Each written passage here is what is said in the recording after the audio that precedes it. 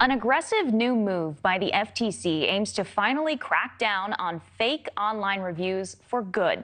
Websites have long struggled to prevent bad actors from filling out fake reviews, which can make it hard for users to know who to trust or what to buy.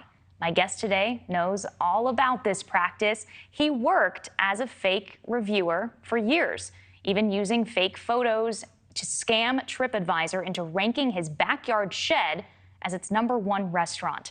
Uba Butler joins me now. Hi, Uba. Thanks for being here. Thank you. Thanks for having me. So, Uba, you are a reformed bad actor, as they call them. How did you get started in doing this, filling out fake reviews?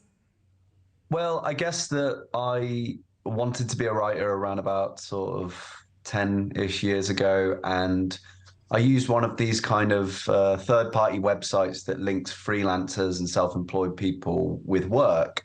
And one of the writing roles on there was writing fake reviews for restaurants on TripAdvisor, fake 5-star reviews. And yeah, I did it. I did some fake reviews on there and got paid to do it. And since then, I've learned that it's actually quite common. You know, a lot of different people doing it. Yeah, it seems like it would be. You said you got paid to do this. I mean, do you know other people who are doing the same kind of thing? It's a whole industry. I mean, since then, in the last 10 years, I've been making films and I write and I'm a journalist, but I come into contact with it all the time.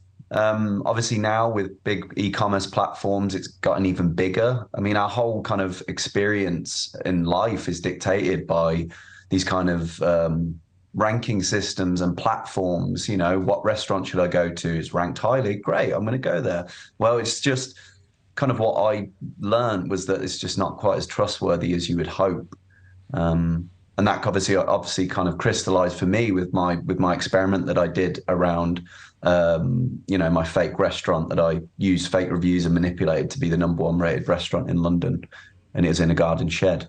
Yeah, I mean, when you're filling out these fake reviews, getting your backyard shed to be the #1 reviewed restaurant in London, I mean, talk about the emotions there. Do you feel bad putting out this fake information? Yeah, I mean, the thing was kind of exploring just how trustworthy TripAdvisor's platform was, and it turns out it wasn't that trustworthy. You know, I put I put the name of the name of the road, not a real address. I came up with a name of the restaurant, the Shed at Dulwich. I made a website and came up with a concept for a restaurant that didn't serve meals; it served moods.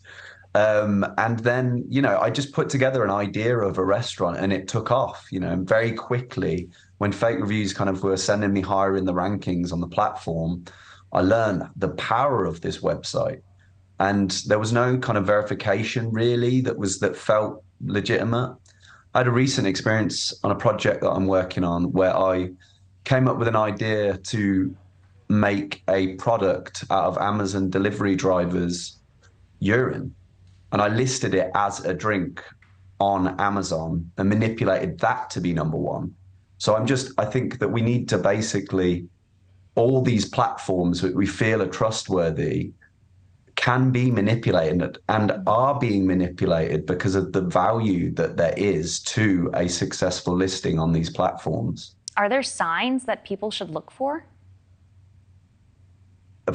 I mean, I would go as far to say that there's so much manipulation on the platforms that no, I can't say that, but FakeSpot, a kind of independent, did something a couple of years ago that estimated a very high percentage of reviews on, say, Amazon are false.